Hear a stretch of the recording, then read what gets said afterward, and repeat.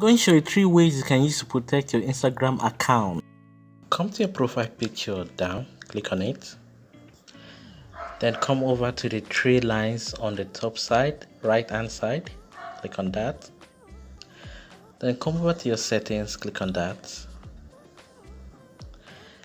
Then come over to security, click on that.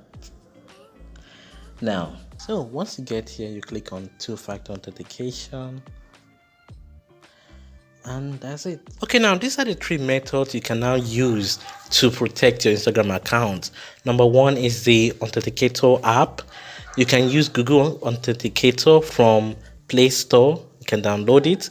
You can use your WhatsApp to protect your Instagram account. That's it. You will always receive a message containing a code. All you need to do is put your phone number into your Instagram account.